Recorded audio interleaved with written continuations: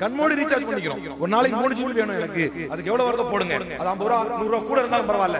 ஆனால் பள்ளிவாசல் சந்தாவை ஒரு 50 ரூபாய் ஏற்றி விட்டால், ஒரு 50 ரூபாய் ஏற்றி விட்டால் 1000 கேள்வி. போன வாட்டி நீங்க 50 ரூபாய் கம்மியாதீங்க, அதனால உடனே கொடுத்தேன், நீங்க இன்னொரு நாள் வாங்க. உங்களை அல்லாஹ் சும்மா விடுவான்னு நினைக்கிறீர்களா? அல்லது நீங்கள் கொடுக்கக்கூடிய பள்ளிவாசல் சந்தாதான் இந்த பள்ளிக்கானதா? நாம் கொடுக்கக்கூடிய பள்ளிவாசல் சந்தா அந்த பள்ளிக்கானதா? மாறாக நமக்கானது.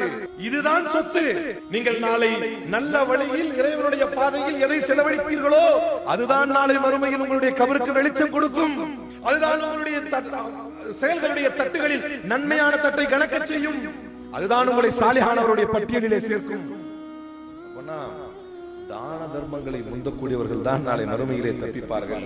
ஆனால் ஷைத்தான் பிடித்து இழுத்துக் கொண்டே இருப்பான். உனக்கு ஏழ்மை வந்துவிடும், நீ ஏழை ஆயிடுவே, சொசைட்டில உன்னை முட்டாள்னு சொல்லுவாங்க, பிழைக்க தெரியாதவன்னு சொல்லிடுவாங்க, சொசைட்டில உன்னை வந்து என்னென்னமோ சொல்லிடுவாங்க, இவன் ஏழையாவே இருந்தா அவன்லாம் பெருசா வேலைக்கு ஆக மாட்டான்னு சொல்லுவாங்க. அது முக்கியம் அல்ல.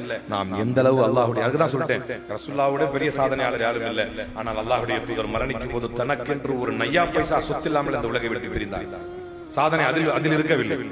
அவர்கள் எப்படி வாழ்ந்தார்கள், அந்த வாழ்க்கையை எப்படி சாதித்து காட்டினார்கள், அதை மக்களிடத்தில் எப்படி கொண்டு சென்றார்கள், தனக்கென்று ஒழுக்கமிகு சமூகத்தை எப்படி உருவாக்கினார்கள் என்பது முக்கியம். அவர்கள் மரணித்த பிறகும் தான் சொன்ன மாதிரியே நூல் பிடித்ததை போல 40 ஆண்டுகள் எப்படி நேரிய வழியில் ஆட்சி நடந்தது என்பது சாதனை.